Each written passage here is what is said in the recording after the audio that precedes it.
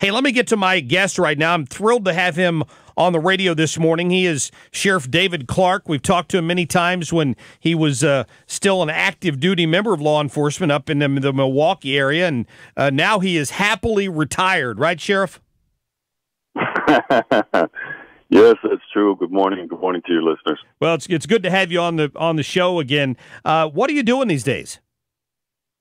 I'm living in the D.C. area. I started a consulting business. It's dacenterprises.org. People can go to the website. And I'm working. I have a couple clients right now. One is America First Action, the official Trump PAC and policy, and then also with the Conservative Research Center, which is a conservative think tank here in Washington, D.C. I'm doing a lot of public speaking. I'm all over the country. I'm doing a lot of writing. And but if people go to their website, dacenterprises.org, make sure you sign up for the monthly newsletter. They can keep up with me and what I'm doing, and it kind of lays out what my plan is, my vision. Outstanding. I know when you were getting ready to transition from law enforcement, there was talk of you maybe joining the administration, I think in maybe Border Patrol, and then that didn't happen. I was disappointed. I thought you would have been perfect in that position. Well, thanks. It was actually an assistant secretary position in the Department of Homeland Security. Okay. I was offered that position. And then I did some thinking, some long and hard thinking about going into a bureaucracy. I was worried about getting buried deep inside this bureaucracy out here, this massive bureaucracy, Department of Homeland Security. So I thought it over. I had several conversations with the president and with then Secretary John Kelly. And I just wanted to be in a better position to be able to fight for this president, his vision, his policies, his directives, in his attempt to make America great again. And so I needed more flexibility and freedom than being a government employee. When you're inside the administration, everything has to go up the chain of command. When you sneeze, you better get permission, and so on and so forth. I didn't want those kind of restrictions. I wanted to fight unencumbered for this president and for this country, so I'm in a better spot to do that now. He gets pushback no matter what he does.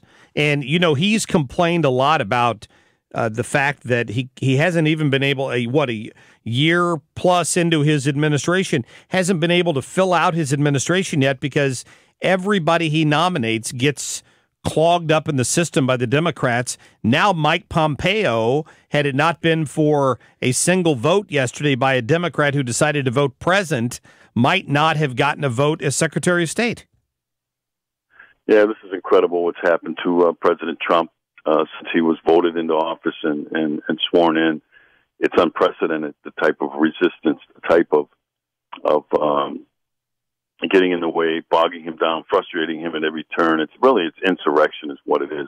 It's not called for in our Constitution. It's not provided for. The president gets a chance after being elected by the people to implement his agenda. Now, there can be pushback and there can be debate, discussion, and dialogue, but it's supposed to be done within the legislative body. That's the institution that was set up to have these sorts of debates and pushback. But instead, every turn, like you said, he can't even fill out his cabinet. This Mike Pompeo is being batted around like a piñata. They get these guys in there now. They're embarrassing them. They're threatening them. They're arm twisting. And if you don't cry uncle, they threaten with not approving your nomination. Here's a guy who was, I think it was unanimously confirmed as CIA director. How do you go from being unanimously confirmed to, just winning or being confirmed, I should say, by the skin of your teeth?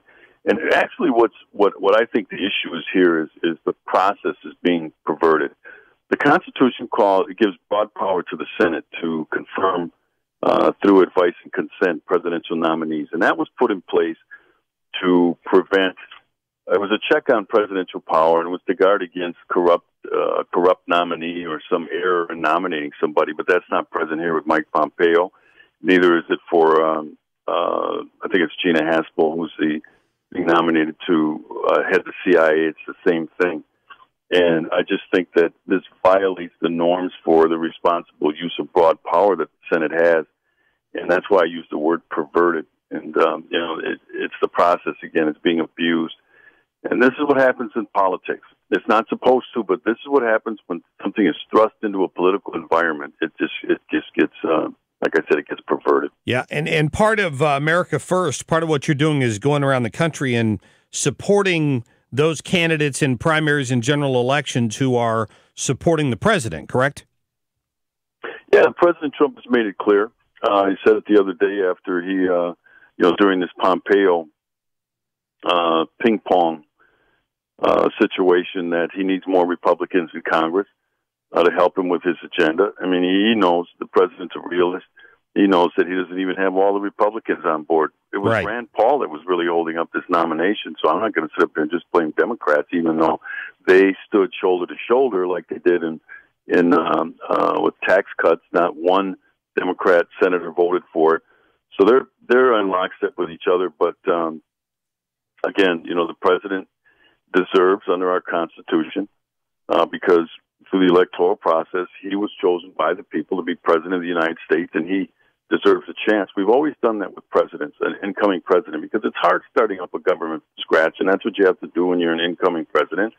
And we've always had a grace period for presidents. We've allowed them a year and a half to get their sea legs under them, if you will, and to get some momentum. And that's why the process of confirming his cabinet and some of these other presidential positions is important, because you can't get going until you have the right people on the bus, the right people in the positions, and the wrong people out of these positions, the right people who are going to support and promote your vision and your agenda. And right now they're frustrating that attempt as well. Yeah, it's very true. We're talking to Sheriff David Clarke. Listen, while I've got you on here, I'd love to get your thoughts on this effort by folks stemming from this latest shooting in Parkland and all to aim all of their efforts at some sort of a gun ban. I've argued that we need to focus more on school security and mental health. We've got this idiot in Nashville that just got arrested who killed 4 people who never should have been out walking around to begin with.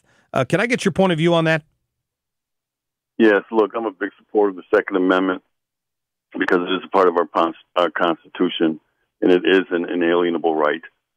Self-defense is the first law of nature, and if you're going to be able to defend yourself, you have to have the means with which to do it. If we look back at slavery quickly, one of the hallmarks of slavery was that slaves could not defend themselves against mob attacks, lynchings, and kidnappings, and it was only with the implementation of the 14th Amendment Equal Protection Clause that to defeat the Jim Crow laws and some of the slave codes, that blacks were able to defend themselves. And the 14th Amendment said that the Constitution and all of its rights and privileges are afforded to all people. So that's the importance to me, with the history of the gun and the abolitionist movement. Many of the abolitionist leaders had guns to protect themselves as well. So, there's a big swing and a miss down in Parkland, Florida, in terms of working on the right thing. They're working on the wrong thing. They focus on the gun.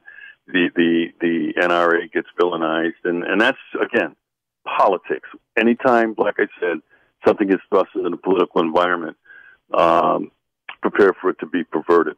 Yeah, that is the truth. Sheriff David Clarke, listen, I appreciate your time. It's dacenterprises.org, at Sheriff Clarke on Twitter, and at America First PAC. Thanks so much for your time. My pleasure. Yep, love to have you back sometime. We'll be sure we keep him on the list there, Trish.